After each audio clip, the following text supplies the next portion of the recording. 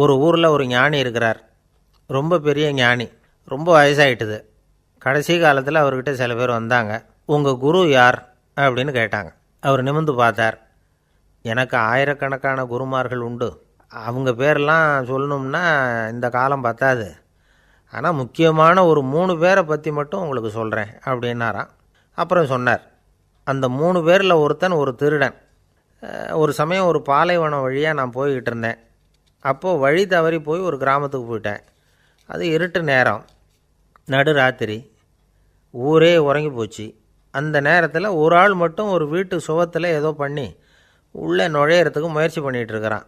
அவங்கிட்ட போய் நான் இன்றைக்கி இங்கே எங்கே தங்க முடியும் அப்படின்னு கேட்டேன். அதுக்கு அவன், இந்த ராத்திரி வேளையில் அது ரொம்ப சிரமம், ஒரு திருடனோடு உங்களால் தங்க முடியும்னா நீங்கள் என்னோட தங்கலாம் அப்படின்னா. நான் அவங்க கூட 1 மாதம் தங்கியிருந்தேன். ஒவ்வொரு நாள் ராத்திரியும் இப்போ நான் என்னுடைய வேலைக்கு போகிறேன், நீங்கள் ஓய்வு எடுத்துக்கோங்க அப்படின்னு சொல்லிவிட்டு போவான். அவன் திரும்பி வந்த உடனே உனக்கு ஏதாவது கிடச்சிதான்னு நான் கேட்பேன். அதுக்கு அவன், இன்றைக்கி ராத்திரி ஒன்றும் இல்லை, நாளைக்கு மறுபடியும் முயற்சி பண்ணுவேன் அப்படிம்பான். எப்பவும் அவன் நம்பிக்கை இழந்ததே கிடையாது. எப்பவும் சந்தோஷமாகவே இருப்பான். நானும் ரொம்ப காலமாக தியானம் பண்ணிக்கிட்டே இருந்தேன். ஒன்றுமே நடக்கலை. ஆனால் நான் என்ன பண்ணேன் தெரியுமா? மனசு வருத்தப்படும், நம்பிக்கை இழந்துருவேன். அப்போல்லாம் அந்த திருடனுடைய விடாமுயற்சி தான் ஞாபகத்துக்கு வரும். அதனால் அந்த திருடன் எனக்கு ஒரு குரு. என்னுடைய 2வது குரு யாருன்னா அது ஒரு நாய். இது எப்படின்னா, ஒரு சமயம் எனக்கு ரொம்ப தாகமாக இருந்தது. ஒரு நதியை நோக்கி போய்கிட்டு இருந்தேன். அப்போ ஒரு நாயும் வந்தது. அதுக்கும் தாகம். ஓடி வந்து ஆற்றை பார்த்துது. அதோட நிழல் வந்து ஆற்றுல தெரிஞ்சுது. அதை பார்த்ததும் பயந்துட்டுது. அதாவது அது தன்னுடைய சொந்த உருவத்தையே கண்டு பயந்தது. அதை பார்த்து குறைக்குது, திரும்பி ஓடிச்சு. ஆனால் அதுக்கு தாகம் அதிகமாக இருந்ததுனால அது மறுபடியும் திரும்பி வந்தது. பார்த்தா மறுபடியும் தண்ணியில் நாயோட உருவம் தெரியுது. இப்படி சில தடவை பண்ணிச்சு. இருந்தாலும் கடைசியில் தண்ணியில் குதிச்சுட்டுது துணிஞ்சி. இப்படி குதித்த உடனே அதோட உருவமும் மறைஞ்சுட்டுது. இதை பார்த்தேன். நான் என்ன புரிஞ்சுக்கிட்டேன்னா, எவ்வளவு தான் பயம் இருந்தால் கூட ஒருத்தன் தைரியமாக காரியத்தில் இறங்கணும் அப்படிங்கிறத புரிஞ்சுக்கிட்டேன். இந்த போதனை அந்த நாய்கிட்ட இருந்து எனக்கு கிடைச்சிது. இது ஒன்று. அடுத்தது என்னுடைய 3வது குரு யாருன்னா அது ஒரு சின்ன குழந்தை. நான் ஒரு சமயம் ஒரு நகரத்துக்கு போனேன். அங்கே ஒரு குழந்தை எரிகிற மெழுகுவத்தி ஒன்று எடுத்துக்கிட்டு வந்தது. நான் அந்த குழந்தைய பார்த்து வேடிக்கையாக கேட்டேன், ஏன் பாப்பா, இந்த மெழுகுவத்தியை நீயாவே கொளுத்துனியா அப்படின்னு கேட்டேன். ஆமான்னுது அந்த குழந்தை. சரி, இந்த மெழுகுவத்தி முன்னாடி எரியாமல் இருந்தது, இப்போ எரியுது. இந்த மெழுகுவத்திக்கு வெளிச்சம் எங்கேருந்து வந்தது, அதை எனக்கு காட்ட முடியுமா அப்படின்னு கேட்டேன் அந்த குழந்தைகிட்ட. இதுக்கு அந்த குழந்தை சிரிச்சுக்கிட்டு அந்த மெழுகுவத்தியை ஊதி அணைச்சுட்டுது. அதுக்கப்புறம் என்னை பார்த்து கேட்டுது, இப்போ இந்த மெழுகுவத்தியின் வெளிச்சம் போனதை பார்த்தீங்க இல்லையா, அது எங்கே போச்சுன்னு எனக்கு சொல்லுங்க அப்படின்னுது. அந்த குழந்தை இப்படி கேட்டதும் என்கிட்ட இருந்த ஆணவம் அழிஞ்சுட்டுது. நான் படித்ததெல்லாம் அந்த வினாடியில் சுக்கு நூறாக போயிட்டுது. என்னுடைய முட்டாள்தனத்தை நான் உணர்ந்தேன் அப்படின்னு இவ்வளவும் அந்த ஞானி விவரமாக சொன்னாராம். அதனால் நாம் இன்னார்கிட்டே இருந்து தான் இதை கற்றுக்கணுங்கிறது இல்லை, யாருக்கிட்டே இருந்தும் எதையும் கற்றுக்கலாம். நம்மால் ஒருத்தன் ஒரு நாய் வளர்த்துக்கிட்டு இருந்தான். அந்த நாய்க்கு வால் கிடையாது. யாரோ ஏற்கனவே வெட்டி எடுத்துட்டாங்க. இந்த நாய் தான் சார் எனக்கு குரு, அதுக்கிட்டே இருந்து கூட நான் பாடம் கற்றுக்கிட்டு இருக்கிறேன் அப்படின்னா.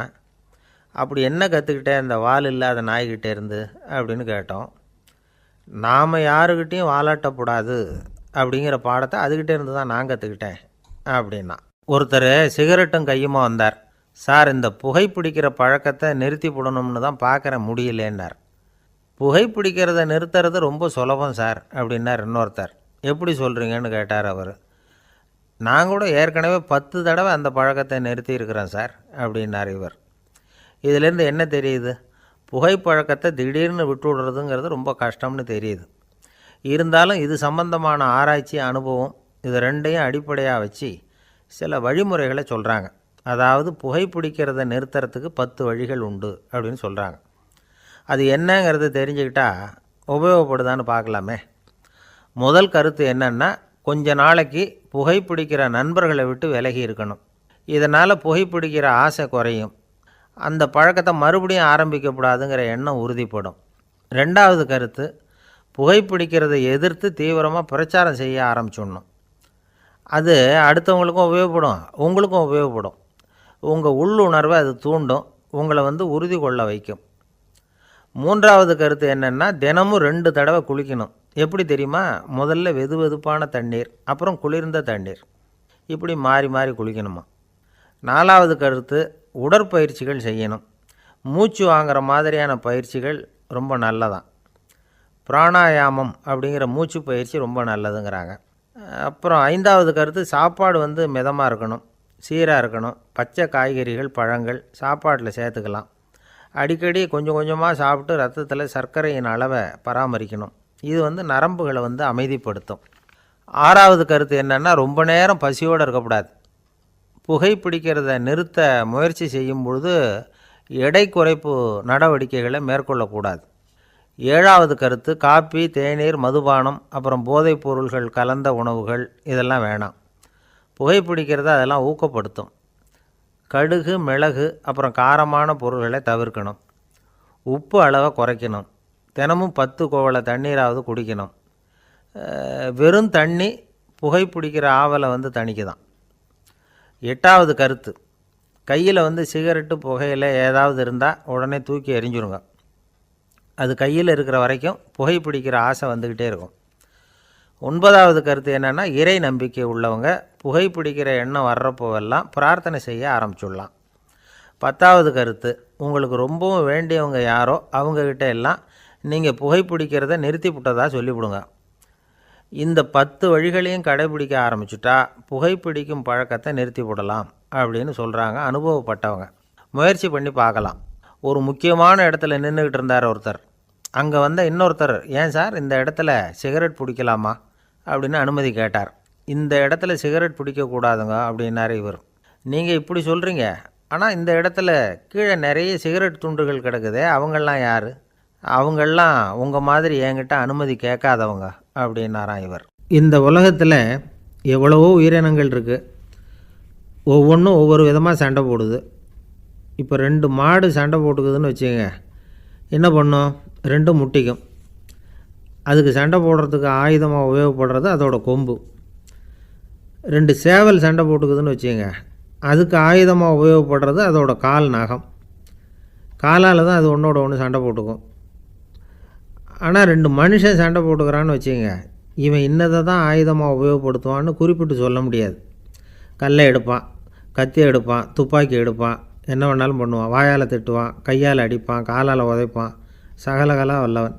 விலங்குகள்லாம் பொதுவாக வாயை சாப்பிட்றதுக்கு மட்டும்தான் உபயோகப்படுத்துது. ஆனால் இவனுக்கு சாப்பிட்றதுக்கும் அதுதான், சாப்பிட்டு விட்டு திட்டுறதுக்கும் அதுதான். ஆனால் ஒரு விஷயத்தில் மட்டும் கெட்டிக்கிறேன். அதாவது நாம் சண்டை போட்டுக்கிட்டாலும் பரவாயில்லை, கோழிகள் சண்டை போடாமல் இருக்கணும் அப்படின்னு ஆசைப்படுறான். எதுக்காக? கோழிகள் சண்டை போடாமல் இருந்தால் நிறைய முட்டைகள் போடுமா, அதுக்காக தான் இந்த அக்கறை. கோழி பண்ணை வச்சுருக்கிறவங்களுக்கு இது ஒரு பெரிய பிரச்சனை. அதாவது பண்ணையில் இருக்கிற கோழிகளுக்குள்ளே அடிக்கடி சண்டை வந்துடும். அதனால் முட்டை உற்பத்தி குறைஞ்சிரும். சரி, இதுக்கு என்ன பண்ணுறது? பண்ணையில் போய் உட்காந்துக்கிட்டு தினமும் பஞ்சாயத்து பேசிகிட்டு இருக்க முடியுமா? அமெரிக்காவில் கோழி பண்ணை வச்சுருக்கிற ஒருத்தர் இதை பற்றி யோசனை பண்ணி பார்த்தாராம். ஒரு வழியையும் கண்டுபிடிச்சிருக்கார். கோழிக்கெல்லாம் மூக்கு கண்ணாடி மாட்டி விட்டுட்டோம்னா அது சண்டை போடுற குணம் குறைஞ்சிரும், முட்டை அதிகமாகிடும்.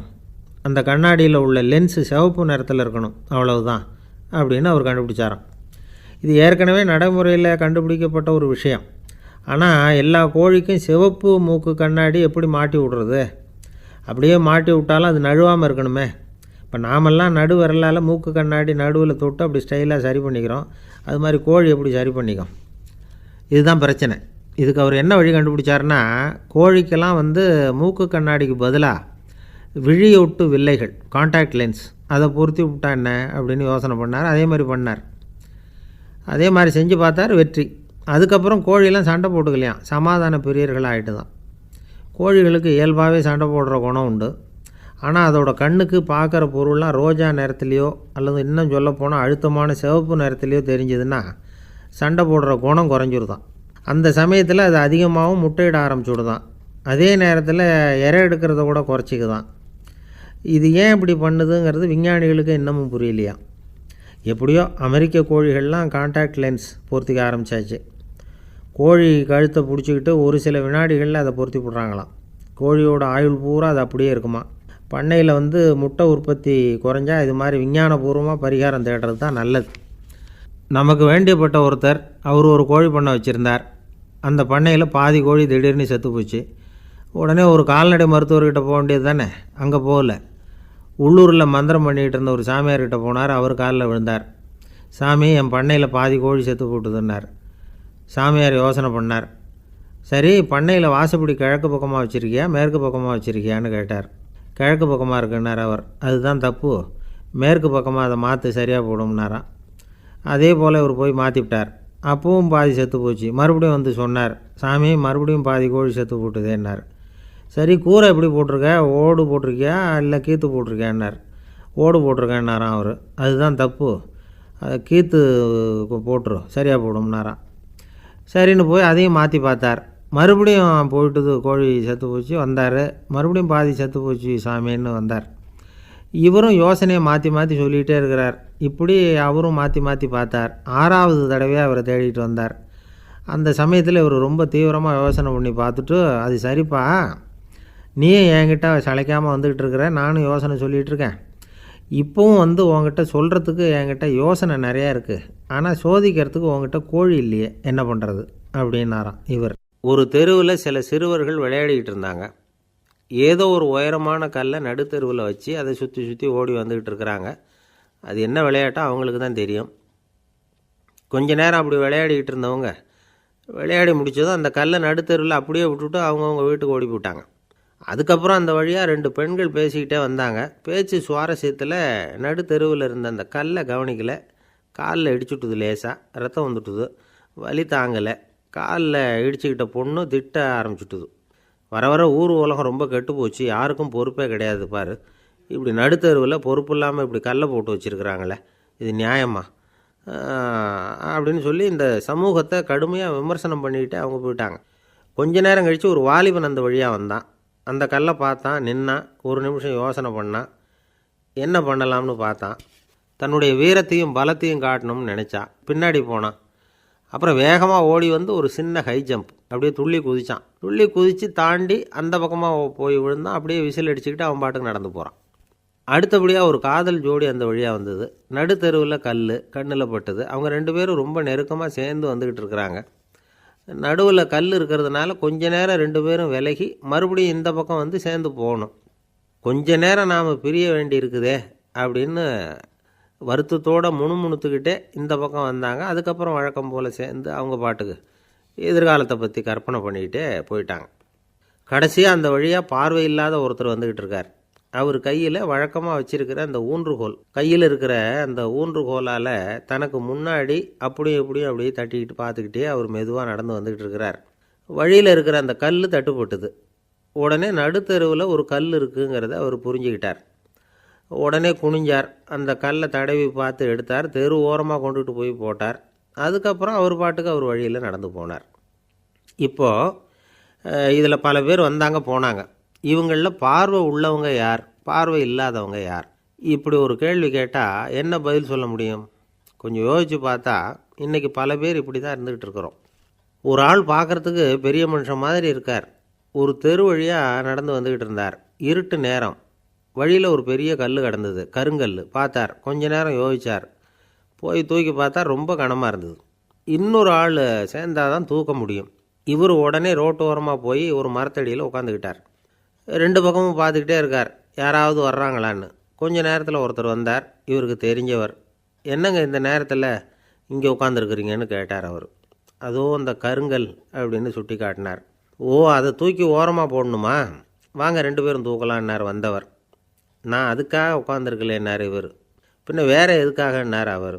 ஒரு மனுஷன் கருங்கல்லில் காலை இடிச்சுக்கிட்டான்னா எப்படி துள்ளுவான்னு பார்க்கணுங்கிறது எனக்கு ரொம்ப நாளாக ஒரு ஆசை. அதுக்காக தான் உட்காந்துருக்கிறேன் அப்படின்னாராம். என்னுடைய நண்பர் ஒருத்தர் ஆழ்ந்த சிந்தனையில் இருந்தார். என்ன யோசனை பண்ணுறீங்கன்னு கேட்டேன்.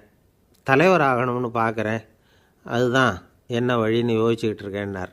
நான் கூட அது மாதிரி யோசித்து பார்த்தேன். அதுக்கப்புறம் அந்த யோசனையை கை விட்டுட்டேன் அப்படின்னோம். ஏன்னு கேட்டார். அதுக்கான தகுதிகள் நமக்கு இல்லைங்கிறது புரியுது. அது நமக்கு புரியறத விட நம்ம விட மற்றவங்களுக்கு நல்லா புரிஞ்சு போச்சு. அதனால் பேசாமல் கம்முன்னு இருந்துடுறது தான் நல்லது அப்படின்னோம். தலைவர் ஆகிறதுக்கு தகுதிகள் வேறு உண்டோ அப்படின்னு கேட்டார். அவர் யதார்த்தமாக தான் கேட்குறார். நாங்கள் உடனே எங்ககிட்ட இருந்த ஒரு புஸ்தகத்தை எடுத்து அவர்கிட்ட கொடுத்தோம். படித்து பாருங்கன்னு. தலைவர் ஆகிறதுக்கு என்ன வழி அப்படிங்கிறத பற்றி அதில் போட்டிருக்கிறாங்க. முதல் வழி என்ன தெரியுமா? ஒரு 4 பேர் முன்னாடி இல்லைன்னா ஒரு கூட்டத்துக்கு முன்னாடி நீங்கள் பேச போகிறீங்க. அப்போ எப்படி ஆரம்பிக்கணும்னா, உண்மையான புகழ்ச்சி, நேர்மையான பாராட்டு, இதோடு ஆரம்பிக்கணும்.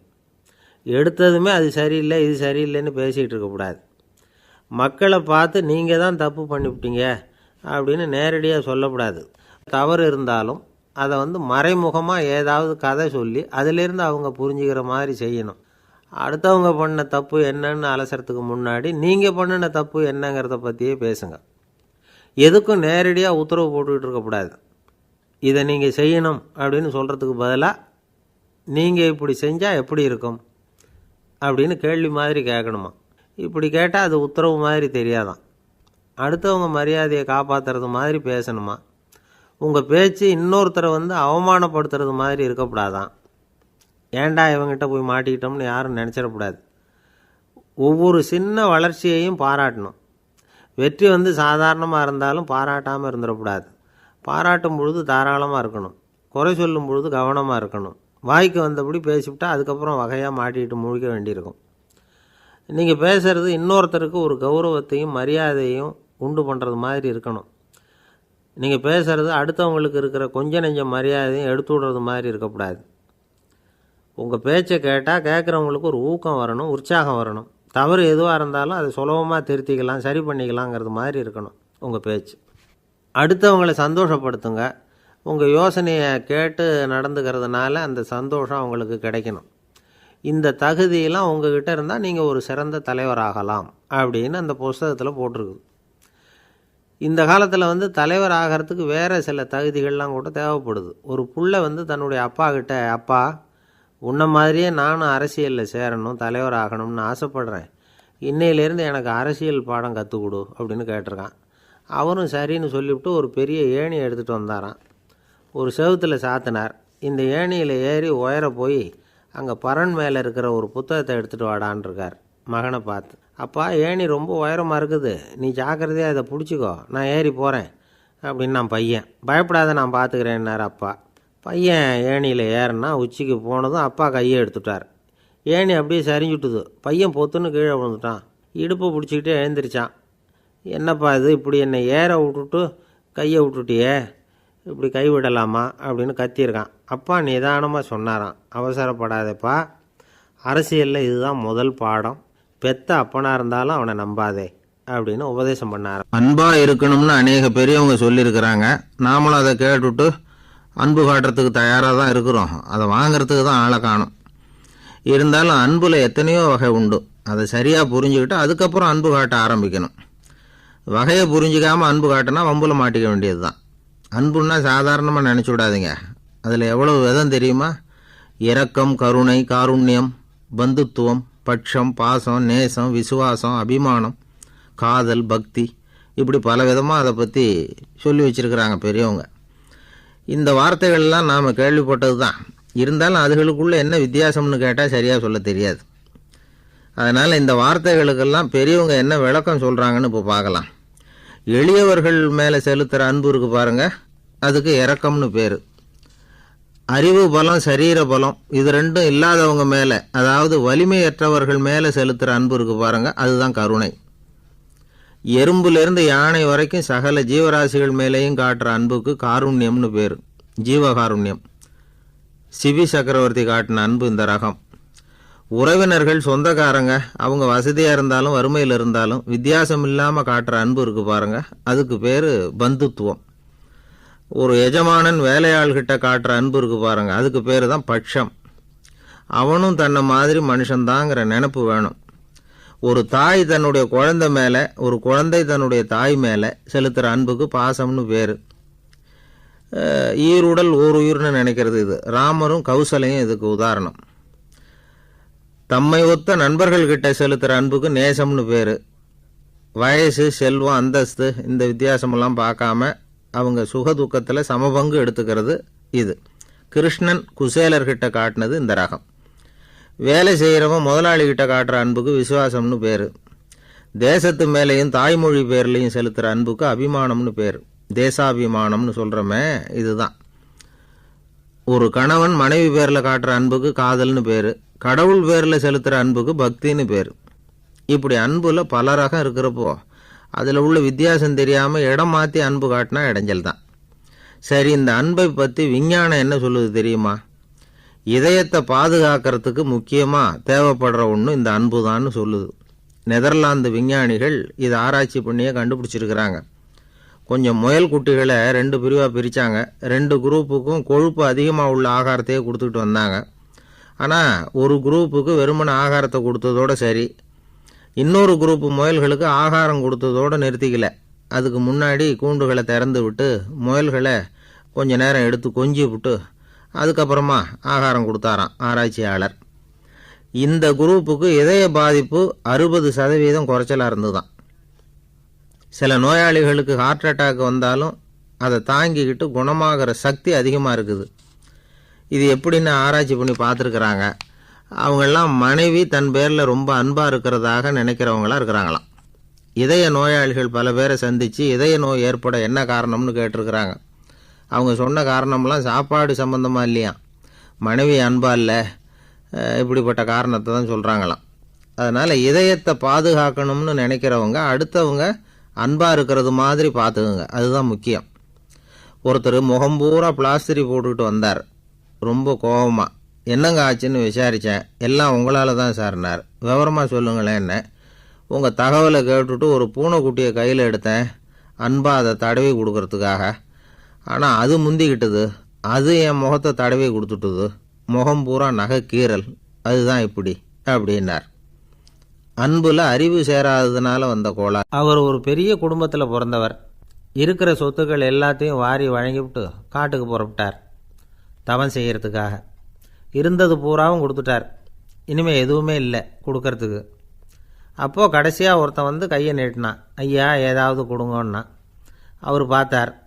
கட்டியிருக்கிற வேட்டியை தவிர வேறு எதுவுமே இல்லை. 8 முழம் பட்டு வேட்டி, ஜரிகை கரையோடு இருக்குது. கடைசியாக அதை தான் எடுத்து கட்டிக்கிட்டு அவர் புறப்பட்டுக்கிட்டு இருக்கிறார். அவர் பார்த்தார், எதிரில் அவன் பரிதாபமாக நின்றுக்கிட்டு இருக்கிறான்.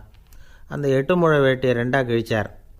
4 முழத்தை அவங்ககிட்ட கொடுத்துட்டு மீதி 4 முழத்தை தன்னுடைய இடுப்பில் கட்டிக்கிட்டு அவர் காட்டுக்கு போயிட்டார். இவன் என்ன பண்ணான் தெரியுமா? கையில் கிடைச்ச 4 முழத்தை எடுத்துக்கிட்டு கடை வீதிக்கு போனான்.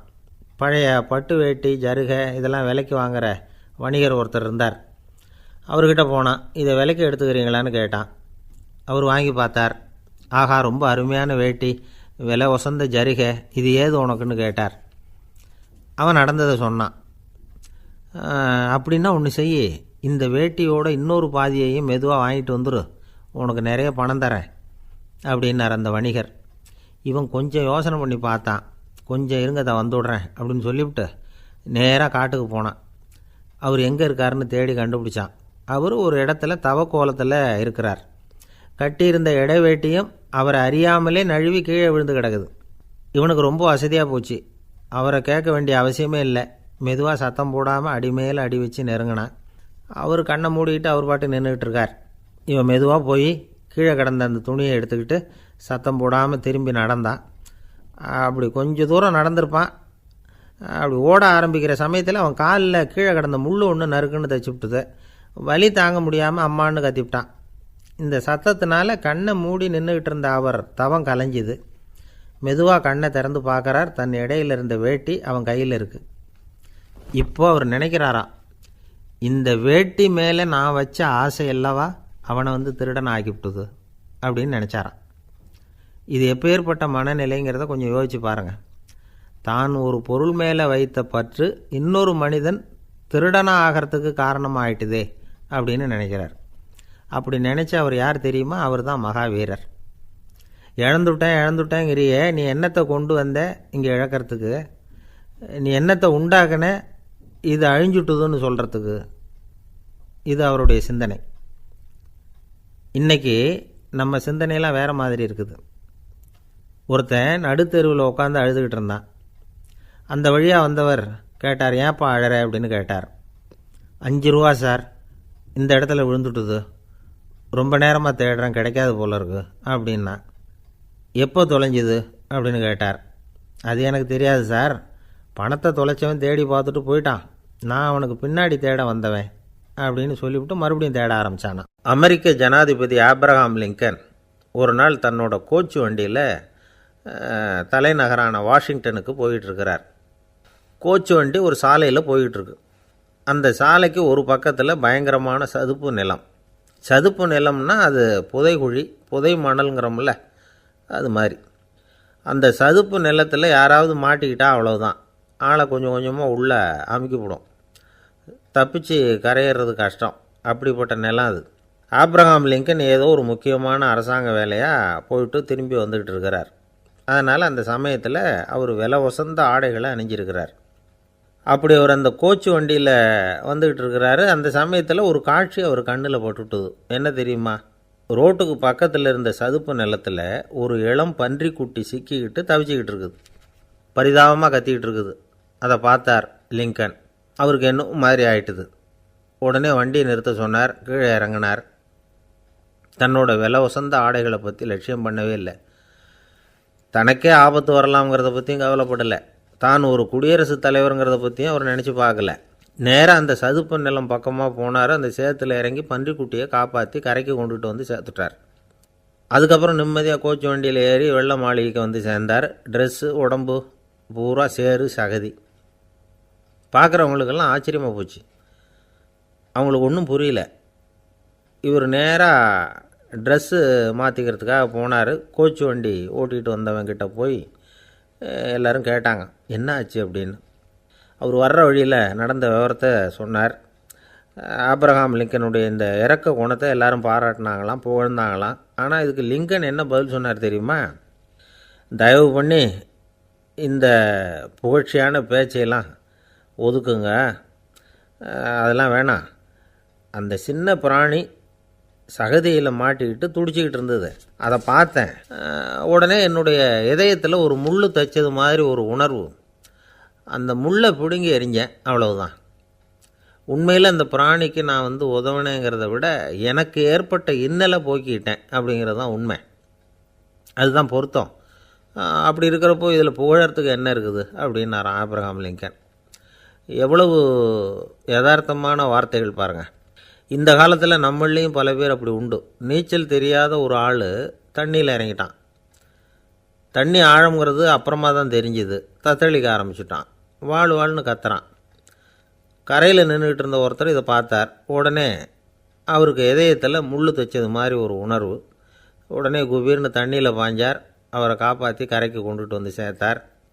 இதை பார்த்துக்கிட்டு இருந்த இன்னொருத்தர் காப்பாற்றின அந்த ஆளை பாராட்டி புகழ்ந்தார். என்ன புகழாதீங்க சார் அப்படின்னார் அவர். ஏன்னு கேட்டார் இவர். நான் அந்த ஆளை ஏன் காப்பாற்றினேன் தெரியுமா? அவன் நேற்றுக்கு என்கிட்ட 300 ரூபா கடன் வாங்கியிருக்கிறான். இவன் தண்ணியில் போட்டான்னா நான் கொடுத்த கடனும் தண்ணியில் போடும், அதனால தான் விழுந்து காப்பாற்றினேன் அப்படின்னா அந்த ஆள். ஒருத்தர் ரொம்ப அவசரமாக போய்கிட்டு இருந்தார். எங்கே சார் போகிறீங்கன்னு கேட்டோம். எனக்கு வேண்டியப்பட்ட ஒருத்தருக்கு குழந்தை பிறந்திருக்கிறதாக செய்தி வந்திருக்கு, அதுதான் ஆஸ்பத்திரிக்கு போயிட்டுருக்கேன், பார்த்துட்டு வரலாம்னு அப்படின்னார். அப்படின்னா கொஞ்சம் இப்படி உட்காருங்க அப்படின்னோம். சில விவரமெல்லாம் சொல்கிறேன், கேட்டுக்கிட்டு போங்க அப்படின்னோம். உட்காந்தார். அப்புறம் சொல்ல ஆரம்பித்தோம். புதுசாக பிறந்திருக்கிற ஒரு குழந்தைய பார்க்க போகிறதுன்னா அது சாதாரண விஷயம் இல்லை. அதில் ரொம்பவும் கவனமாக நடந்துக்கணும். புது குழந்தைக்கு நோய் சுலபமாக தொற்றும். முக்கியமாக காற்று மூலமாக பரவுகிற நோய்கள் சுலபமாக வந்துடும். அதனால் நமக்கு உடம்பு சரியில்லைன்னா குழந்தைய விட்டு கொஞ்சம் தள்ளியே இருக்கிறது தான் நல்லது. பெரியவங்களை பொறுத்த வரைக்கும் சாதாரணமாக உள்ள ஒரு கிருமி கூட குழந்தையை பொறுத்த வரைக்கும் ரொம்ப மோசமான ஒரு கிருமியாக இருக்கும். சில வெளிநாடுகளில் எப்படி தெரியுமா? பிறந்த குழந்தை தூங்கிக்கிட்டு இருக்கிற ஒரு ரூமுக்கு போகணும்னா போகிறவங்க முகமூடி போட்டுக்கணும், காலணிகளை மாற்றிக்கணும், அவ்வளவு சுத்தமாக உள்ளே போய் பார்த்துட்டு வரணும். பொதுவாக சில ஆஸ்பத்திரிகளில் பார்த்திங்கன்னா பார்வையாளர்கள் நேரத்தில் விசிட்டிங் ஹவர்ஸ் தாயை விட்டு குழந்தைய தனியாக பிரித்து வச்சுருவாங்க. எதுக்குன்னு நினைக்கிறீங்க? அந்த நேரம் பல பேர் வருவாங்க போவாங்க. அவங்க கை கால் சுத்தமாக இருக்காது. சுத்தம் இல்லாத கைகள் மூலமாக கிருமிகள் பரவும். சுத்தமில்லாத கைன்னா மண் தூசி படிஞ்சிருக்கிற கை மட்டும் தான் அர்த்தம் இல்லை. சாலையில் கையை வீசிக்கிட்டு நடந்து வர்றீங்க, குழந்தைய பொறுத்த வரைக்கும் அது கூட சுத்தம் இல்லாத கை தான். தாயை தவிர மற்றவங்க குழந்தைய தூக்காமல் பார்த்துக்கிறது நல்லது. தாய் கூட அளவோடு கொஞ்சிறதோடு நிறுத்திக்கணும். புதுசாக ஒரு குழந்தைய பெற்றுருக்கிற பொண்ணுக்கிட்ட மற்ற தாய்மார்கள் ஏதாவது சொல்லிக்கிட்டே இருப்பாங்க. குழந்தைய அப்படி வளர்க்கணும் இப்படி வளர்க்கணும் அப்படின்னு ஏதாவது அட்வைஸ் பண்ணிக்கிட்டே இருப்பாங்க. இப்படி ஓவராக அறிவுரை பண்ணுறது அந்த பொண்ணை குழப்பி விட்டுரும். அதனால் அப்படிலாம் பண்ணக்கூடாது. அந்த பெண்ணே ஏதாவது கேட்டால் கூட டாக்டர் சொல்ல வேண்டிய விவரங்களையெல்லாம் நாமே சொல்லிகிட்டு இருக்கக்கூடாது. புதுசாக பிறந்திருக்கிற குழந்தைய மட்டும்தான் இப்படி பார்க்கணும்னு இல்லை. ஒரு நோயாளி குழந்தைய பார்க்க போகிறதுனா கூட ரொம்ப எச்சரிக்கையாக தான் நடந்துக்கணும்.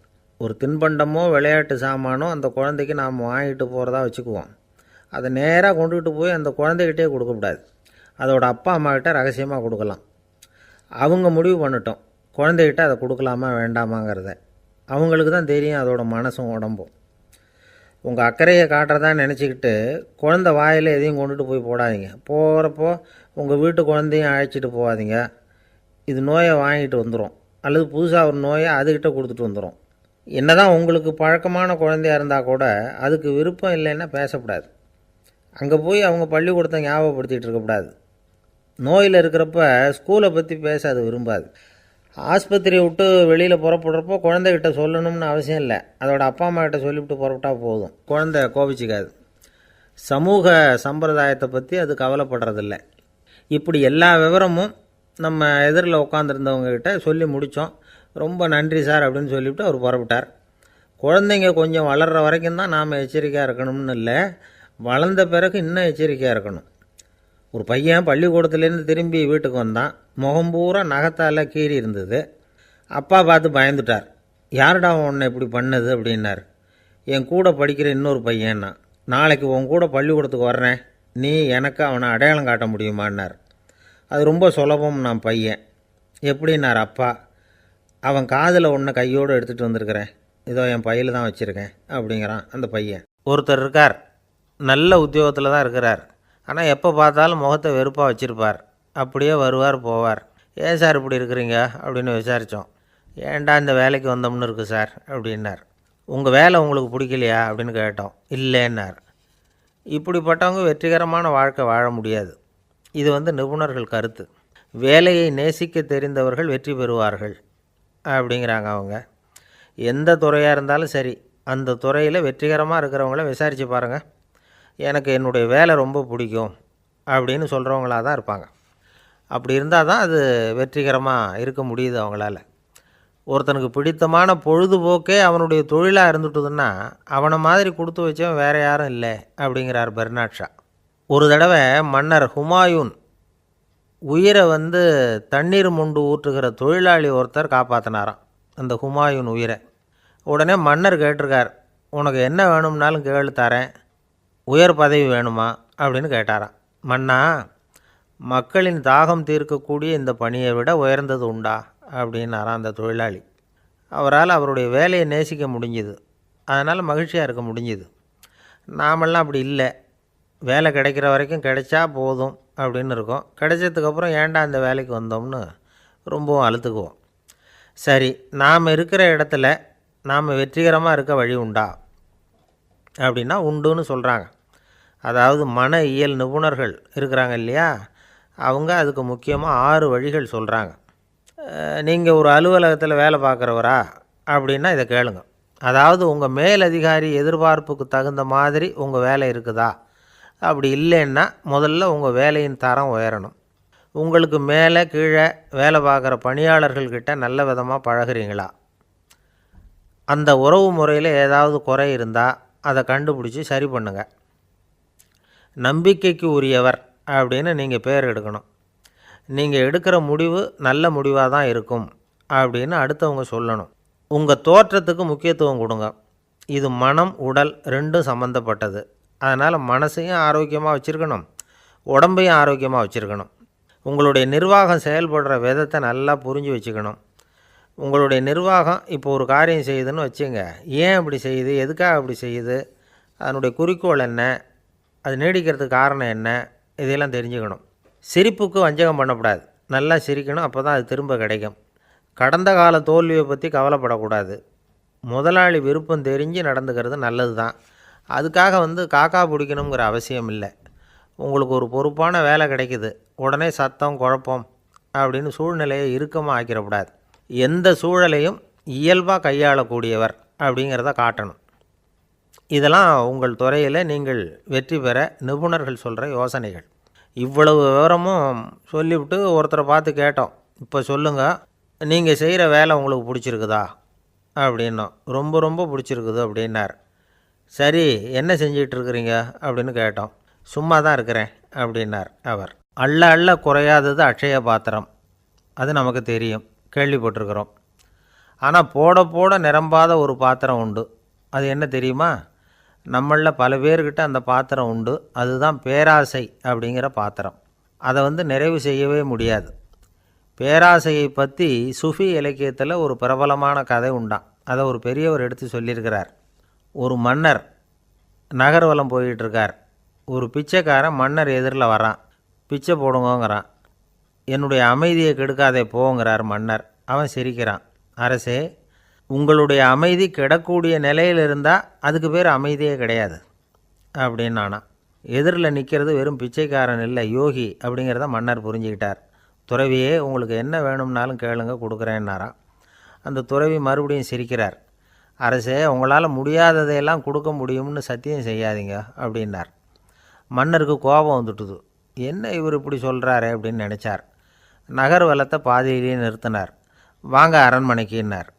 துறவியை அழைச்சிக்கிட்டு அரண்மனைக்கு வந்துட்டார். துறவி தன்கிட்ட இருந்த பிச்சை பாத்திரத்தை நீட்டினார்.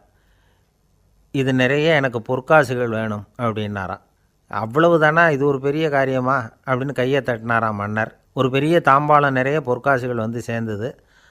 அதை அள்ளி போட்டார். போட போட அந்த பிச்சை பாத்திரம் நிரம்பவே இல்லை. பொற்காசுகள் போட போட அவ்வளவையும் உள்ளே வாங்கிக்கிட்டே இருக்குது. அரசாங்க கஜானாவே காலி ஆகிட்டுது. மூட்டை மூட்டையாக பொற்காசுகளை கொட்டி பார்த்துட்டாங்க. அது முழுங்கிக்கிட்டே இருக்குது. கடைசி வரைக்கும் அந்த பிச்சை பாத்திரம் நிரம்பவே இல்லை. அரசர்கிட்ட இருந்த கர்வம் போயிட்டுது. அப்படியே பொத்துன்னு துறவி காலில் விழுந்தார். அப்போ அந்த துறவி சொன்னாராம், மன்னா, இந்த பிச்சை பாத்திரத்தை உங்களால் மட்டும் இல்லை, வேறு யாராலையும் நிரப்ப முடியாது. அதுக்கு என்ன காரணம்னா, இது சாதாரண பிச்சை பாத்திரம் இல்லை, பேராசைகளோடு வாழ்ந்து செத்துப்போன ஒரு மனிதனின் மண்டை ஓடுது அப்படின்னாராம். பாருங்கள், இதுதான் அந்த சுஃபி இலக்கிய கதை. செத்த பிறகும் நிறைவு இல்லைன்னா அது எப்பேற்பட்ட பேராசையாக இருக்கும்னு யோசித்து பார்த்துங்க. நம்மால் ஒருத்தர் கல்யாணம் பண்ணிக்க பொண்ணு பார்த்துக்கிட்டு இருந்தார். அழகு, அறிவு, படிப்பு எதுவும் தேவையில்லை, பணம் மட்டும் இருந்தால் போதும் அப்படின்னு பார்க்குறவங்ககிட்டெல்லாம் சொல்லி வச்சார். ரொம்ப நாளைக்கு அப்புறம் ஒரு பணக்காரர் கிடைச்சார். அவர் சொன்னார், இதை பாருங்கள், எனக்கு 20 வயசில் ஒரு மகள், அவளை நீங்கள் கல்யாணம் பண்ணிக்கிட்டா 2 லட்சம் பணம் கொடுப்பேன். 25 வயசில் ஒரு பொண்ணு, அவளை கல்யாணம் பண்ணிக்கிட்டா 2.5 லட்சம் தருவேன். 30 வயசில் ஒரு பொண்ணு இருக்கா, அவளை கல்யாணம் பண்ணிக்கிட்டா 3 லட்சம் தருவேன். என்ன சொல்கிறேன் அப்படின்னாராம். இவன் கொஞ்ச நேரம் யோசித்து பார்த்துருக்கான். அதுக்கப்புறம் மெதுவாக அவரை நிமிர்ந்து பார்த்து, ஏன் சார், உங்ககிட்ட 50 வயசில் ஏதாவது பொண்ணு இருக்கா அப்படின்னு கேட்டானான். ஒருத்தர் ரொம்ப அவசரமாக வந்தார். சார், மனுஷன் நிம்மதியாக இருக்கிறதுக்கு என்ன வழின்னு கேட்டார். சீக்கிரமாக ஒரு கல்யாணத்தை பண்ணிங்க, எல்லாம் சரியாக போடும் அப்படின்னோம். அவர் ஒரு மாதிரியாக பார்த்தார். ஏற்கனவே எனக்கு கல்யாணம் ஆகிட்டுது சார், அதனால தானே நிம்மதியாக இருக்கிறதுக்கு வழி கேட்குறேன் அப்படின்னார். சரி, இவர் ஒரு மாதிரியான கேஸ் அப்படின்னு நினச்சிக்கிட்டு நம்மக்கிட்ட இருந்த ஒரு சின்ன புத்தகத்தை அவர்கிட்ட தூக்கி கொடுத்தோம். இதை படித்து பாருங்கன்னு. கல்யாணத்துக்கு பிறகும் சந்தோஷமாக இருக்கிறதுக்கு என்ன வழி அப்படிங்கிற கேள்விக்கு அந்த புத்தகத்தில் விளக்கம் இருந்தது. கணவன் மனைவிக்குள்ளே சிக்கல் வராமல் இருக்கிறதுக்கு அதில் சில வழிகளை சொல்லி கொடுத்துருக்குறாங்க. அதெல்லாம் என்னென்ன அப்படிங்கிறத இப்போ பார்க்கலாமா? குடும்பம்னு இருந்தால் கோபம் வரதான் செய்யும். அது வந்துட்டு போட்டும் பரவாயில்ல. ஆனால் அந்த கோபம் ஒரே நேரத்தில் 2 பேருக்கும் வந்துடாமல் பார்த்துக்கணும். ஒரு சமயத்தில் யாராவது ஒருத்தர் தான் கோபப்படணும், அடுத்தவங்க அமைதியாக இருக்கணும். அதுக்கப்புறம் இவர் அமைதியான உடனே அவங்க ஆரம்பிச்சிக்கலாம். கோபமாக ஏதாவது சொன்னால் உடனே கோபமாக பதில் சொல்லக்கூடாது. கொஞ்சம் பொறுத்து கோபம் தீர்ந்த உடனே அந்த பதிலை சொல்லலாம். அப்போ பதில் கோபமாக இருந்தால் கூட அது அவ்வளோ பெருசாக தெரியாது. அற்ப விஷயத்துக்கெல்லாம் காய்ச்சி மூச்சுன்னு கத்திகிட்டு இருக்கக்கூடாது. உங்கள் 2 பேருக்குள்ளே ஒரு தர்க்கம் ஆரம்பமாயிட்டுதுன்னு வச்சுக்கோங்க. கடுமையாக 2 பேரும் விவாதம் பண்ணுறீங்க. உங்களில் ஒருத்தர் இதில் ஜெயிக்கணும்னா அது நீங்களாக இருக்க வேணாம், அடுத்தவங்க ஜெயிக்கிறதுக்கு நீங்கள் துணையாக இருங்களேன். அப்படின்னா நீங்கள் கொஞ்சம் விட்டு கொடுக்கணும், அவ்வளவுதான். ஏதாவது குத்தம் சொல்லணுமா, செஞ்ச தப்பை சுட்டி காட்டணுமா, விமர்சனம் பண்ணணுமா, பண்ணுங்க, வேணான்னு சொல்லலை. ஆனால் சொன்னதை அப்படி சொல்கிறத வந்து கொஞ்சம் அன்பாக இதமாக சொல்லுங்கள். எப்போ நடந்த தவறுகளையெல்லாம் இப்போ போய் மறுபடியும் ஞாபகப்படுத்திகிட்டு இருக்க வேண்டாம். நான் அப்போவே சொன்னேன் இந்த புடவை வேணாம்னு, நீங்கள் தான் கேட்கல, இப்போ பாருங்கள் கிழிஞ்சு போச்சு இப்படின்னு கத்துனாங்க ஒரு அம்மா. எப்போ சொன்னீங்கன்னு கேட்டால் ஒரு 10 வருஷத்துக்கு முன்னாடி தீபாவளி சமயத்தில் அப்படிங்கிறாங்க. அது என்ன இன்னும் அப்படியே புதுசாகவே இருக்கும்? உங்களுக்கு அவர் தான் பெருசு, அவருக்கு நீங்கள் தான் பெருசு. அதை விட இந்த உலகத்தில் வேறு எதுவும் முக்கியம் இல்லைன்னு நினைக்கணும். நீ தான் என்னுடைய உலகம்னு எத்தனை தடவை சொல்லியிருப்பீங்க? அதெல்லாம் வெறும் வசனமாக போயிடக்கூடாது. ஏதாவது ஒரு பிரச்சனையை பற்றி கடுமையாக விவாதம் பண்ணிக்கிட்டு இருக்கீங்க, அதை அப்படியே பாதியில் விட்டுட்டு படுக்கைக்கு போயிடக்கூடாது. சொச்சத்தை நாளைக்கு பேசிக்கலாம்னு. அப்படி போனால் தூக்கம் வராது. பிரச்சனையை ஒரு முடிவு பண்ணிக்கிட்டு அதுக்கப்புறமா தூங்க போகணும். ஒரு நாளில் ஒரு தடவையாவது உங்கள் ஜோடியை பாராட்டி நல்ல விதமாக கனிவாக ஒரு வார்த்தை சொல்லணும் அப்படின்னு தீர்மானம் பண்ணிங்க. ஏதாவது தப்பு பண்ணிவிட்டீங்கன்னா பரவாயில்ல, அதை ஒத்துக்கிறதுக்கும் மன்னிப்பு கேட்குறதுக்கும் தயாராக இருக்கணும். அது ஒன்றும் கேவலம் கிடையாது. வீட்டுக்குள்ளே தானே கேட்க போகிறீங்க, வெளியில் யாருக்கு தெரிய போகுதோ? எப்படியோ உங்களுக்குள்ளே ஒரு சமரசம் ஆனால் சரிதான். ஒரு தகராறுன்னு எடுத்துக்கிட்டால் குறைஞ்சபட்சம் அதுக்கு 2 பேர் தேவை. தனியாகவே உட்காந்துக்கிட்டு நான் இப்போ தகராறு பண்ணிகிட்ருக்கிறேன் அப்படின்னு யாரும் சொல்ல முடியாது. 2 பேர் தகராறு பண்ணுறாங்கன்னா பொதுவாக அந்த 2 பேரில் யார் அதிகமாக பேசுகிறாங்களோ அவங்க பேரில் தான் தப்பு இருக்கும். அதை மனசில் வச்சுக்கணும். இதெல்லாம் தான் அந்த புத்தகத்தில் போட்டிருக்கிற வழிமுறைகள். இவ்வளவும் சரியாக வரலைன்னா அப்புறமா சொல்லுங்கள், வேறு புத்தகம் ஏதாவது இருக்கான்னு தேடுவோம். ஒரு கணவன் தன்னுடைய மனைவியை அழைச்சிட்டு ஒரு மனோதத்துவ டாக்டர்கிட்ட வந்தாராம். டாக்டர், எங்களுக்கு கல்யாணம் ஆகி 30 வருஷ காலமாக நாங்கள் ஒரு விஷயத்தில் கூட ஒத்து போனதில்லை அப்படின்னு ஆரம்பித்தார். உடனே அந்த அம்மா குறுக்கிட்டு, அது 30 வருஷம் இல்லை 32 வருஷம் அப்படின்னாங்களாம். சில பேரை இப்படி சொல்கிறது உண்டு. அடுத்தவங்களை அனுசரித்து நடந்துக்க தெரியல, அவன் என்ன சார் மனுஷன் அப்படிம்பாங்க. சக மனிதர்களோடு எப்படி பழகிறது அப்படின்னு தெரியாதனாலேயே பல பேர் இன்றைக்கி சங்கடப்பட்டுக்கிட்டு இருக்கிறாங்க. வசதி வாய்ப்பெல்லாம் சரியாக இருக்கும், ஆனால் வாழ்க்கை சரியாக இருக்காது. இன்னொருத்தர்கிட்ட எப்படி பேசுறது பழகிறதுங்கிறது தெரியாதனால தான் இந்த அவஸ்தை. சரி, இந்த அவஸ்தை இல்லாமல் வாழறது எப்படி? இதுக்கு அனுபவசாலிகள் சில வழிமுறைகளை சொல்கிறாங்க. அதெல்லாம் என்னென்னங்கிறத இப்போ தெரிஞ்சுக்குவோம். முதல்ல நம்ம நாக்கு நம்ம கண்ட்ரோலில் இருக்கணும். வார்த்தைகளை வந்து கொட்டிவிட்டு அதுக்கப்புறம் அள்ள முடியாமல் கடந்து கஷ்டப்படக்கூடாது. எப்படி பேசுகிறோங்கிறதும் முக்கியம், பேசுகிறப்ப எப்படி முகத்தை வச்சுருக்கிறோங்கிறதும் முக்கியம். அன்பாக பேசினாலும் நல்லாயிருக்கும். அப்படி பேசுகிறப்ப ஆதரவாக அவர் தோள் மேலே ஒரு கையை போட்டுக்கிட்டு பேசினா இன்னமும் நல்லாயிருக்கும். 2வது விஷயம், இன்னொருத்தர்கிட்ட பேசுகிறப்போ வாக்குறுதிகளை அள்ளி வீசக்கூடாது. கொடுக்குற வாக்குறுதி குறைச்சலாக இருக்கணும். அப்படி கொடுத்த வாக்குறுதியை கண்டிப்பாக நிறைவேற்றணும். நாம் ஒருத்தரை பாராட்டுறோம் அல்லது அவரை பற்றி அபிப்பிராயம் சொல்கிறோம்னா அது ஆக்கப்பூர்வமாக இருக்கணும். நம்ம பாராட்டு அல்லது விமர்சனம் அடுத்தவருடைய முன்னேற்றத்துக்கு உதவுறது மாதிரி இருக்கணும். நாம் சொல்கிறத கேட்டுட்டு அவன் தலையில் கையை வச்சுட்டு உட்காந்துடக்கூடாது. எப்பவும் உற்சாகமாக இருக்கணும், முகம் மலர்ச்சியாக இருக்கணும். மனுஷன் இருந்தால் வருத்தம், கவலை, ஏமாற்றம் எல்லாம் இருக்க தான் செய்யும். அதெல்லாம் மனசில் இருக்கட்டும். அந்த வருத்தமும் கவலையும் ஏமாற்றமும் சேர்ந்துக்கிட்டு நம்ம முகத்தில் இருக்கிற மலர்ச்சியை மூடி மறைக்கிறதுக்கு நாம் இடம் கொடுத்துடக்கூடாது. எந்த விஷயத்தை பற்றி யாருக்கிட்ட பேசினாலும் வெளிப்படையாக பேசணும், திறந்த மனசோடு பேசணும். மூடி மறைச்சி முன்னு முழுங்கிக்கிட்டு இருக்கக்கூடாது. இன்னொருத்தர்கிட்ட பேசுகிறப்போ விவாதம் பண்ணுங்க, அது தப்பு இல்லை. ஆனால் வாதாடிக்கிட்டு இருக்கக்கூடாது. அதாவது என்ன சொல்கிறாங்கன்னா, டிஸ்கஸ் பண்ணலாம், ஆர்கியூ பண்ணக்கூடாதான். நம்மக்கிட்ட இருக்கிற நல்ல குணங்களை நாம் எடுத்து சொல்லிகிட்டு இருக்கக்கூடாது. அந்த நல்ல குணங்களே நம்மளை பற்றி எடுத்து சொல்லணும், அது மாதிரி நடந்துக்கணும். அதே மாதிரி அடுத்தவங்க கிட்ட உள்ள கெட்ட குணங்களை பற்றி அவசியம் இல்லாமல் நாம் பேச வேண்டியதில்லை. உங்களை பற்றி யாராவது தப்பாக பேசுகிறாங்களா, அப்படி அவங்க பேசுகிறதுல உண்மை இல்லையா அப்படின்னா அதை நீங்கள் பொருட்படுத்த வேண்டியதில்லை, விட்டுடலாம். அது தானாக போயிடும். ஒரு 4-5 பேரோட பேசிக்கிட்டு இருந்தீங்கன்னா எல்லாருக்கும் முக்கியத்துவம் கொடுங்க, யாரையும் அலட்சியப்படுத்தாதீங்க. தமாஷா பேசலாம், ஆனால் அவங்க தமாஷ் வந்து அடுத்தவங்களை வந்து கேலி பண்ணுறதா இருக்கக்கூடாது. நமக்கு கிடைக்க வேண்டியது கிடைக்கலையே அப்படிங்கிற தவிப்பு நம்மக்கிட்ட இருக்கக்கூடாது, அது தேவையில்லை. உங்கள் செயல்பாடுகள் தெளிவாக இருக்கட்டும், பாராட்டு தானாக அவங்கள தேடிட்டு வரும். இன்னொரு மனுஷனுடைய மனசில் கௌரவமான ஒரு இடத்த பிடிக்கணும்னா நாம் இந்த குணத்தையெல்லாம் நம்மக்கிட்ட வளர்த்துக்கணும். இதெல்லாம் வந்து அனுபவசாலிகள் சொல்லியிருக்கிற குறிப்புகள். இந்த குறிப்புகளை வந்து சரியாக புரிஞ்சுக்கணும், அது முக்கியம். தப்பாக புரிஞ்சுக்கிட்டா என்ன ஆகும் தெரியுமா? இதை கேளுங்க.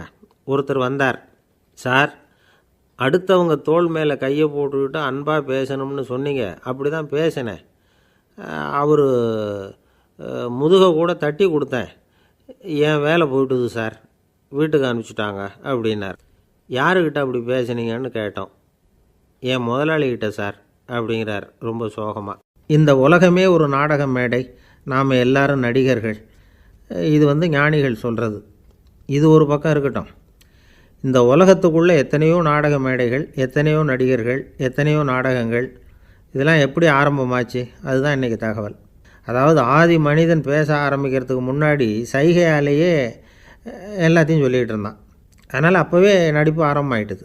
முதல்ல ஒரு வேட்டையைத்தான் அவன் நடித்து காட்டியிருப்பான். இவன் எப்படி போனான், எதிரில் மிருகம் எப்படி வந்தது, அதோடு எப்படி சண்டை போட்டான், எப்படி அடித்து கொண்டுகிட்டு வந்தான், இதை அப்படியே மற்றவங்களுக்கு நடித்து காட்டியிருப்பான். ஏன்னா மொழி கிடையாது. இந்த காலத்துலலாம் நாடகங்களில் நடிக்கிறவங்கள நடிகர்கள்ங்கிறோம். ஒரு காலத்தில் இவங்களுக்கு என்ன பேர் தெரியுமா?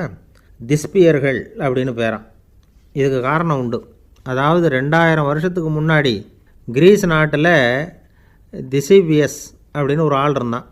அவன் ஒரு பெரிய நாடக கலைஞன். அவன் சில இளைஞர்களை சேர்த்துக்கிட்டான், பயிற்சி கொடுத்தான், நாடக குழுவை உருவாக்கினான். நடிகர்களையும் நாடகத்துக்கு தேவையான பொருள்களையும் ஏற்றிக்கிட்டு போகிறதுக்கு ஒரு வண்டியையும் தயார் பண்ணான். அந்த வண்டியிலேயே அவன் கிரேக்க நாடு பூராவும் சுற்றினான். ஊர் ஊராக நாடகம் போட்டான். ஒரு ஊருக்கு போனதும் அங்கே நாடகம் நடத்த தியேட்டர் இருக்கா அப்படிங்கன்னெல்லாம் பார்க்குறதில்ல அவன். ஏன்னா அப்போலாம் தியேட்டர்னா என்னென்ன தெரியாது. நாடகம்னா அது ஒரு மூடிய கொட்டைக்குள்ளே தான் நடத்தணுங்கிறது அப்போ யாருக்குமே தோணலை. இந்த வண்டி போகும், அதுவே ஒரு பகுதி, அப்படியே ஒரு மேடை மாதிரி விரிச்சிக்கும். அதில் ஏறி நின்றுக்கிட்டு நாடகத்தை நடித்து காட்டுவாங்களாம். மக்கள்லாம் எதிரில் தரையில் உட்காந்து அதை பார்த்துக்கிட்டு இருக்கிறது. உலகத்தின் முதல் நடமாடும் தியேட்டர் இது தானா. இந்த திசிபிஎஸ் தான் முதலாக உலகத்தில் நாடகங்கிற பொழுதுபோக்கை நடத்தி காட்டினவன் அப்படின்னு சொல்கிறாங்க. அவன் சொந்தமாக நாடகம் எழுதுனான், நடித்தான், நாடகத்தை இயக்கினான். அதனால தான் அவனை first man of the theatre அப்படின்னு சொல்லுவாங்க. அவன் தான் நாடக மேடையின் முன்னோடி. கிரேக்கர் காலத்திலேயே நாடக ஆசிரியர்கள், நடிகர்கள், ரசிகர்கள் இவங்கள்லாம் உருவாயிட்டாங்களாம். நாடகத்தின் சரித்திரத்தில் இந்த 3 பிரிவும் ரொம்ப முக்கியம். அதாவது கிரேக்க தியேட்டர்கள்லாம் திறந்த வெளி மேடைகள் தான். பெரும்பாலும் மலைச்சரிவுகள், அதுவே படிப்படியாக பண்ணியிருப்பாங்க. கீழே அரைவட்ட வடிவில் மேடை, அதுக்கு ஆர்கெஸ்ட்ரான்னு பேர். பிற்காலத்தில் இதில் உட்காந்து இசைக்குழுவினர் வாய்ச்சதுனால இசைக்குழுவுக்கே ஆர்கெஸ்ட்ராங்கிற பேர் வந்துட்டுது. இப்போது கிரேக்க தியேட்டர்களில் ஒன்று, அதோட காலம் கிமு 340. அதை இன்னமும் பாதுகாத்து வச்சுருக்கிறாங்களாம். எபிடாரஸ் அப்படிங்கிற இடத்துல அது இருக்குதான். இன்னமும் அந்த தியேட்டரை பயன்படுத்திக்கிட்டு வர்றாங்களாம். சிறந்த கிரேக்க நாடகங்கள்லாம் அங்கே நடிக்கிறாங்களாம். ஆரம்ப காலத்திலேயே கட்டணம் கிடையாது. அப்புறம் பின்னாடி தான் நுழைவு கட்டணம்லாம் அப்படியே வந்துட்டு தான். நடிகர்கள் பளபளப்பான ஆடைகள் உடுத்தியிருப்பாங்களாம். இந்த குதிகால் உயர்ந்த காலணிகள் போட்டிருப்பாங்களாம். இதெல்லாம் பழைய குறிப்புகள். பலவிதமான உருவங்களில் மாஸ்க் அப்படின்னு சொல்லப்படுற முகமூடி. அதனால் ஒரே நடிகர் பல வேடங்களில் நடிக்கிறது உண்டான். ஆரம்பத்தில் பெண் நடிகர்கள் கிடையாது, எல்லாம் ஆண் நடிகர்கள் தான். ரோமானியர்கள் தான் முதல் நிரந்தர நாடக மேடையை கட்டினவங்க. அதுதான் முதல் தியேட்டர். கிமு 1048 காலகட்டத்தில் பாம்பிங்கிற நகரத்தில் அதை கட்டியிருக்கிறாங்களாம். கிரேக்க ரோமானிய தியேட்டர்களின் அடிப்படையிலேயே இந்த இத்தாலிய வடிவ அமைப்பாளர்கள் இந்த குதிரை லாட வடிவில் ஒரு ஆடிட்டோரியத்தை உருவாக்கினாங்களாம். இப்படி அதை பற்றி நிறைய தகவல் இருக்குது. 1576 லண்டனில் இந்த பின்ஸ்பர்ரி, அப்புறம் இந்த பில்ட்ஸில், அப்புறம் ஜேம்ஸ் இப்படிங்கிற ஒரு முயற்சியால் தான் இங்கிலாந்தில் முதல் தியேட்டர் உருவாச்சான். அப்படி ஒருத்தர் இருந்தாராம். உலக நாடக மேடையின் வரலாறு இதுதான். அதாவது இப்போல்லாம் அறிவியல் வளர்ச்சி அதிகமாகிட்டுது. திரைப்படம், தொலைக்காட்சி எல்லாம் வந்தாச்சு. ஒவ்வொரு வீடுமே ஒரு குட்டி தியேட்டர் மாதிரி ஆகிட்டுது. தொலைக்காட்சி முன்னாடி உட்காந்தா எழுந்திருக்கவே மனசு வர்றதில்லை. ஒரு அம்மா ஒரு மனோதத்துவ டாக்டரை தேடிட்டு வந்தாங்களாம் இந்த காலத்தில். டாக்டர், எங்கள் வீட்டுக்காரர் எப்போ பார்த்தாலும் டிவி முன்னாடி உட்காந்துக்கிட்டு அதையே வெறிச்சு பார்த்துக்கிட்டு இருக்கிறார், உத்து பார்த்துக்கிட்டு இருக்கார், எனக்கு சந்தேகமாக இருக்குன்னாங்களாம். இது மனக்கோளாறு இல்லைங்க, ஆர்வக்கோளாறு, அவ்வளவுதான், இதுக்காக பயப்படாதீங்கன்னாரான் டாக்டர். அப்படி இல்லை டாக்டர், டிவி ஓடும் பொழுது நாம் எல்லாம் அதை பார்க்குறோம் சரி, ஆனால் அவர் அப்படி இல்லை, டிவியை நிறுத்தினதுக்கு அப்புறமும் அதையே உத்து பார்த்துக்கிட்டு உட்காந்துருக்கிறார், அதனால தான் சந்தேகப்பட்டு உங்ககிட்ட வந்தேன் அப்படின்னாங்களாம். ஒரு சின்ன பையன் வந்தான். அவனை பார்த்து ஒரு கேள்வி கேட்டோம். ஏன்ப்பா உங்கள் வீட்டில் அம்மா புத்திசாலியா அப்பா புத்திசாலியா அப்படின்னு. அவன் அலட்சியமாக நம்மளை பார்த்து சிரிக்கிறான். என்ன சார் இது இந்த காலத்தில் இது கூட தெரியாமல் இருக்கிறீங்களே அப்படிங்கிறான். ஒரு சின்ன பையன் நம்மளை பார்த்து இப்படி கேட்டு விட்டானே அப்படின்னு நினைக்கிறப்போ நமக்கு ஒரு மாதிரி ஆகிடும். அதுக்கப்புறம்தான் இந்த தாத்தா பாட்டிலாம் சொல்கிற ஒரு கதை ஞாபகத்துக்கு வந்தது. அது என்ன கதை தெரியுமா? ஒரு ஊரில் ஒரு அம்மாவும் பிள்ளையும் இருந்தாங்களாம். அந்த மகனுக்கு திடீர்னு தேசாந்திரம் போய் வரணும்னு ஆசை வந்துட்டுது. ஊராக போய் சுற்றி பார்க்கணுங்கிற ஆசை. அந்த அம்மாவுக்கு இது பிடிக்கல. மகனை பிரிஞ்சு இருக்கிறதுக்கு அவங்க மனசு இடம் கொடுக்கல. வேணாப்பான்னு சொல்லி பார்த்தாங்க, அவன் கேட்கல. திடீர்னு புறப்படவும் செஞ்சுட்டான். சரி, இனிமேல் அவனை தடுக்க முடியாதுன்னு முடிவு பண்ணிட்டாங்க அந்த அம்மா. இருந்தாலும் புத்திசாலித்தனமாக ஒரு யோசனை பண்ணாங்க. மகனை கிட்டத்தில் கூப்பிட்டாங்க. அவங்ககிட்ட சொன்னாங்க, இதை பாருப்பா, நீ தேசாந்திரம் போகிறதுன்னு தீர்மானம் பண்ணிவிட்ட, அதை நான் தடுக்கலை, போயிட்டு வந்துடும். ஆனால் போகிறதுக்கு முன்னாடி எனக்கு ஒரு வாக்குறுதி கொடுத்துட்டு போ அப்படின்னாங்க. போகிறப்போ ராத்திரியாக இருந்தாலும் பகலாக இருந்தாலும் சரி, புளிய மரத்து நிழலில் தான் தங்கணும். திரும்பி வர்றப்போ இரவும் பகலும் நீ வேப்ப மரத்து நிழல்லே தங்கணும் அப்படின்னாங்க. சரி, அப்படியே செய்கிறேன்னு சொல்லி வாக்குறுதி கொடுத்தான் பையன். புறப்பட்டு போனான். போகிற வழியில் புளிய மரத்து நிழல்லையே தங்கினான், தூங்கினான். அப்படி போய்கிட்டே இருந்தான். 7ஆவது நாள் அவன் உடம்பு சுகமில்லாமல் போயிட்டுது. ரொம்பவும் பலவீனமாயிட்டான். இனிமேல் நடக்க முடியாதுங்கிற நிலைமை வந்துட்டுது. யோசித்து பார்த்தான். சரி, இதுக்கு மேலே போக வேண்டாம் அப்படின்னு முடிவு பண்ணிவிட்டு திரும்பி வர ஆரம்பிச்சிட்டான். திரும்பி வர்றப்போ வழியில் வேப்ப மரத்து நிழல்லையே தங்கி வந்தான். நாளுக்கு நாள் உடம்பு சரியாக வந்துட்டுது. 7ஆவது நாள் வீட்டுக்கு சேர்றான். உடம்பு பழையபடியே கலகலப்பாயிட்டுது. பூர்ண சுகம். தேசாந்திரம் போன பையன் திரும்பி வந்துட்டானே அப்படின்னு அந்த அம்மா ஆச்சரியப்படலை. ஏன்னா அவங்களுக்கு தெரியும் இப்படி ஆகும்னு. பையன் சீக்கிரமாக திரும்பி வரணுங்கிறதுக்காகத்தான் அவங்க அந்த யோசனையை சொன்னாங்க. என்ன விஷயங்கிறதையும் அவங்களே சொன்னாங்க. மகனே, புளிய மரத்து நிழல் உடம்புக்கு உஷ்ணத்தை கொடுக்கும், சீக்கம் உண்டாக்கும். அதனால் நீ தொடர்ந்து புளிய மரத்து நிழலில் தங்கினாவே நோய்க்கு ஆளாயிட்ட. அதனால் பயணத்தை முடிச்சுக்கிட்டு திரும்பி வரணுங்கிற முடிவுக்கு வந்துட்ட. திரும்பி வர்றப்போ நீ தங்கினது வேப்ப மரத்து நிழல். அது உடம்புக்கு குளிர்ச்சியை தரக்கூடியது, நோயை தீர்க்கக்கூடியது. அதனால் சுகமாக வீட்டுக்கு சேர்ந்துட்ட. உன்னோட தேசாந்திர பயணத்தை தடுக்கிறதுக்காக தான் இப்படி பண்ணினேன் அப்படின்னாங்களாம் அந்த அம்மா. பார்த்தீங்களா அம்மாவோட புத்திசாலித்தனத்தை? அப்பாவாக இருந்தால் இப்படியா பண்ணுவார்? ஒரு அப்பா பையன்கிட்ட 10 ரூபா கொடுத்து இதை எடுத்துக்கிட்டு அடுத்த ஊருக்கு போய் அங்கே இருக்கிற மாமா கிட்ட இதை கொடுத்துட்டு வாடா, வழியில் எங்கேயாவது மரத்தடியில் படுத்து தூங்கி விடாதே அப்படின்னு எச்சரிக்கை பண்ணி அனுப்புனாராம். பையனுக்கு எச்சரிக்கையாக வாழறது எப்படிங்கிறத கற்றுக் கொடுக்கறதுக்காக இப்படி பண்ணார். அவன் பணத்தை வாங்கிக்கிட்டு போனான். அப்பா சொன்னதை மறந்துட்டு ஒரு மரத்தடியில் படுத்து தூங்கிட்டான்.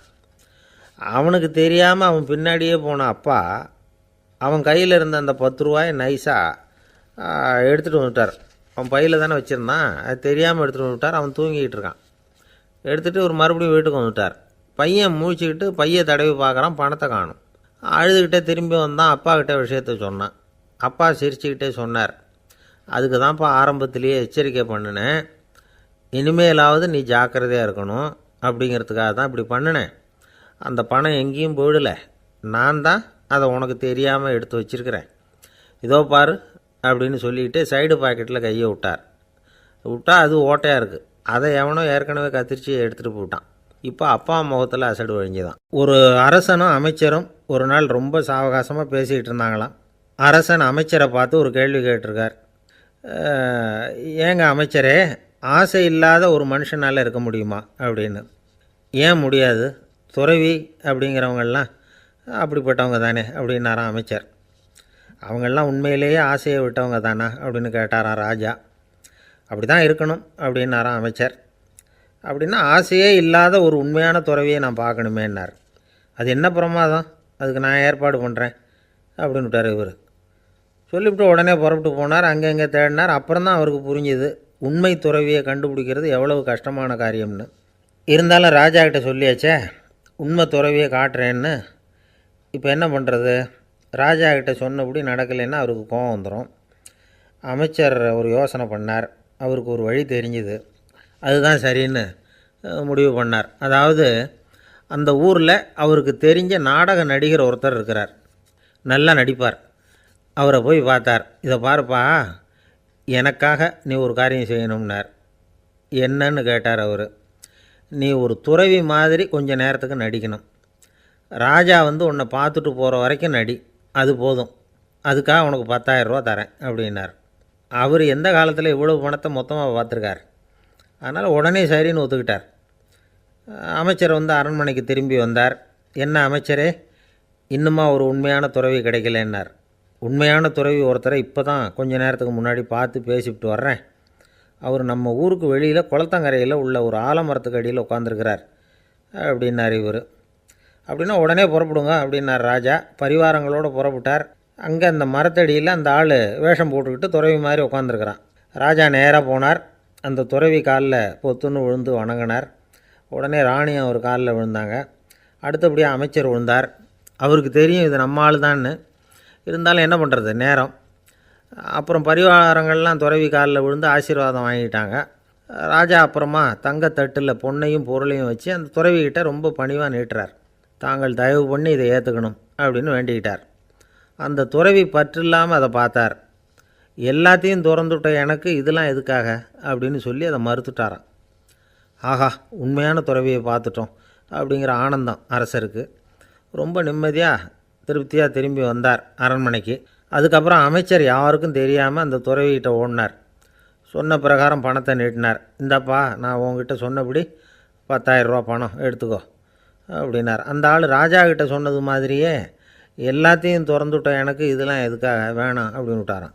நடித்த வரைக்கும் போதும்ப்பா, இனிமேல் இந்த நாடக வசனம்லாம் வேணாம், வேஷத்தை கலைச்சிரு, பணத்தை வாங்கிக்கோன்னார். இல்லைங்க, இது வேஷம் இல்லை, இது வசனமும் இல்லை, இது உண்மை. கொஞ்ச நேரம் துறவி மாதிரி நடித்ததுக்கே இந்த தேசத்து ராஜா, ராணி, அமைச்சர், பரிவாரங்கள் எல்லாம் என் காலில் விழுந்து வணங்குறாங்க. அப்படின்னா உண்மையான துறவியாக இருக்கிறது எவ்வளவு பெருமையான விஷயம். நான் உண்மையான துறவியாக ஆக போகிறேன், அப்படி முடிவும் பண்ணிட்டேன் அப்படின்னார் அந்த நடிகர். வேஷம் கூட எப்படிப்பட்ட விளைவுகளை உண்டு பண்ணுது பார்த்தீங்களா. நம்மால் ஒருத்தன் ரொம்ப வசதியாக தான் இருந்தான். ஒரு நாள் அவன் சொத்து பூரா திருட்டு போயிட்டுது. அதுக்கப்புறம் இவன் துறவி மாதிரி ஆகிட்டான். ஊர் ஊராக சுற்றினான். ஒரு குருநாதரை தேடி கண்டுபிடிச்சான். அவர்கிட்ட சீடனாக சேர்ந்துக்கிட்டான். அவனை பார்த்து ஒருத்தர் கேட்டார், நீ உண்மையான சீடன் தானான்னு. இல்லைங்க, சீடன் மாதிரி நடிச்சுக்கிட்டு இருக்கிறேன் அப்படின்னா. அது குரு துரோகம் இல்லையா அப்படின்னு கேட்டார் அவர். இல்லைங்க, நான் பண்ணது குரு துரோகம் இல்லை, என் குரு பண்ணது தான் துரோகம். என்னுடைய பணத்தை கொள்ளையடித்தது இவர் தான். அதை எங்கே வச்சுருக்காருன்னு கண்டுபிடிக்கிறதுக்காக தான் இவர்கிட்ட வந்து சீடனாக சேர்ந்துருக்கிறேன் அப்படின்னா. ஒரு ஆள் இருந்தான், நிறைய பணம் சம்பாதிச்சான். ஆனால் செலவு பண்ண மனசு வரல, கருமி. அவன் என்ன பண்ணால், சேர்த்த பணம் பூராவையும் ஒரு மரத்தடியில் புதைச்சி வச்சுருந்தான். வாரத்துக்கு ஒரு தடவை அந்த மரத்தடிக்கு வருவான். புதைச்ச இடத்த ஆவலோடு பார்த்துக்கிட்டு இருப்பான். அதுக்கப்புறம் போயிடுவான். அவ்வளவுதான். ஒரு நாள் ஒரு திருடன் வந்தான். இவன் புதைச்சி வச்சுருந்ததெல்லாம் எடுத்துகிட்டு போட்டான். இது தெரிஞ்சு போச்சு. அந்த கருமி புலம்ப ஆரம்பிச்சிட்டான். இவன் புலம்பலை கேட்டதும் அக்கம் பக்கத்தில் இருந்தவங்கெல்லாம் ஓடி வந்தாங்க. என்ன விஷயம்னு விசாரித்தாங்க. இவன் சொன்னான். ஒரு பெரியவர் கேட்டார், ஏன்ப்பா வாரம் வந்து இந்த இடத்த பார்க்குறதாக சொன்னியே, எப்போவாவது இதில் இருக்கிற பணத்தை எடுத்து செலவு பண்ணியிருக்கியா அப்படின்னு கேட்டார்.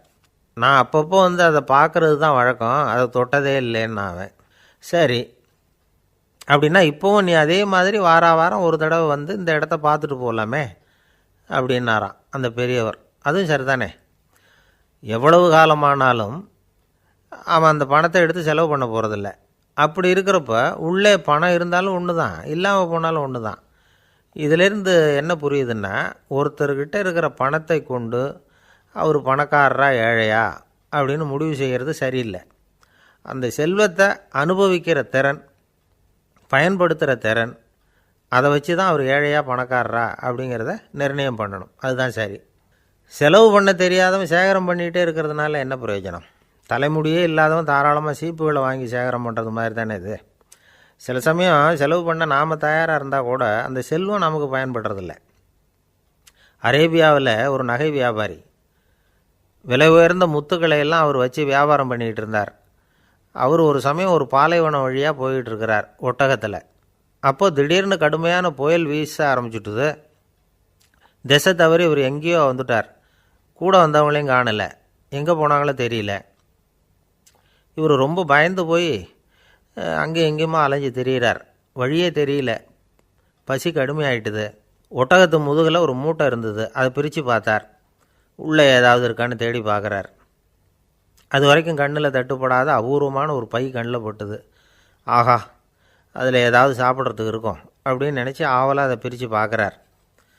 அந்த பையில் விலை உயர்ந்த முத்துக்கள் நிறைய இருந்துதான்.